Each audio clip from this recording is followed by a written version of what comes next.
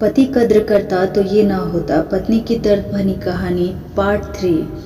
और इमली की चटनी बना लीजिए। कोल्ड ड्रिंक्स में बाजार से ले आऊँगा। और स्नेहा भाभी, आपने 2 दिन से मेरे कपड़े नहीं धोए। कल मेरे लिए पीला वाला सूट प्रेस करके रख दीजिएगा। मैं अपनी सहेली के घर पढ़ने जा रही हूँ। गौरव भैया, आप दोस्तों को किसी और दिन बुला लेना। कल पीहू का टेस्ट है, मेरे पास समय नहीं है। और नीता दीदी, आप भी अपना सूट खुद ही प्रेस कर लीजिए, शायद मुझे देर हो जाएगी। स्नेहा की बात सुन विमला जी बोली, बहू यह क्या बदमाशी है, तुम्हें तो हर काम टालना होता है। गौरव के दोस्त आ रहे हैं, कुछ अच्छा तो बनाना ही पड़ेगा। नीता तुम्हारी ननद है, उसका थोड़ा काम कर दोगी तो घिस नहीं जाओगी। पास में बैठा सौरभ बोला, ऐसा भी क्या काम है, बच्चे बोल रहे हैं कर दो। अपने पति की बात सुन स्नेहा बेबस सी खड़ी ही रह गई थी। अनीता बुआ बोली, तुम सब लोगों को शर्म नहीं आती, अपना सारा काम स्नेहा पर थोप देते हो। अरे उसी अपना और अपने बच्चों का भी ख्याल रखना है क्या, वह सारा दिन तुम लोगों की गुलामी करती रहे। और सौरभ, क्या बच्चे बच्चे लगा रहे हो, तेरे भाई बहन छोटे बच्चे नहीं हैं, बड़े हो गए हैं, अब उन्हें अपनी जिम्मेदारी स्वयं उठानी चाहिए। तभी सौरभ बोला, बुआ जी ये घर की बहू जो भी काम करती है वो गुलामी नहीं होती, आखिर यह घर उसका भी तो है, काम तो करना ही पड़ेगा।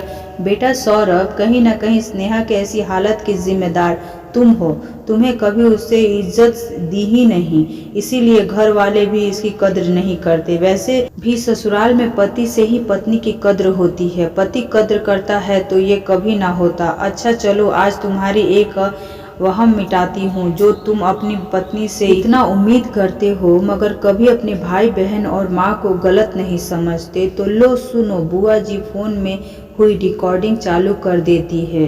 इसके गौरव और नीता के बीच हुई सारी बातें सबके सामने रख देती है। फोन की रिकॉर्डिंग सुनकर गौरव और नीता के होश उड़ गए, दोनों एक दूसरे का मुंह देख ही रहे थे।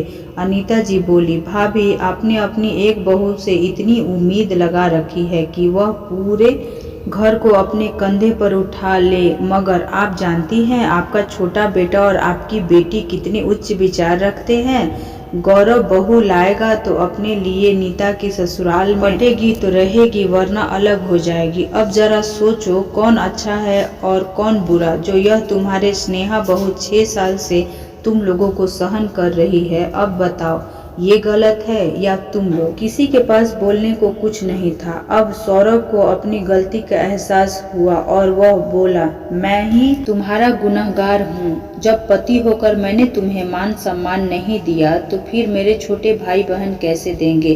जिन लोगों के लिए मैंने तुम्हारी खुशियाँ और नौकरी दांव पर लगा दी, आज वह तुम्हें सिर्फ एक काम वाली समझकर काम निकालते हैं, तुम पर हुकूमत चलाते हैं, जिसने मेरी पूरे साय रहती है। मुझे बड़ा होने के नाते इन दोनों को समझाना चाहिए था। भाभी समय पर तुम्हारा सहयोग देने के लिए है, ना कि सारा समय तुम्हारी गुलामी करने के लिए है।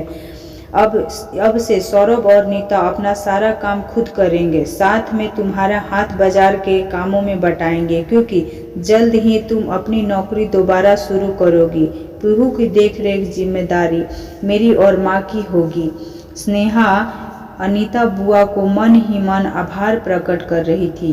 तो ऑसम शॉर्ट्स भक्ति में आप लोगों को ये कहानी बहुत पसंद आई होगी, उम्मीद करते हैं।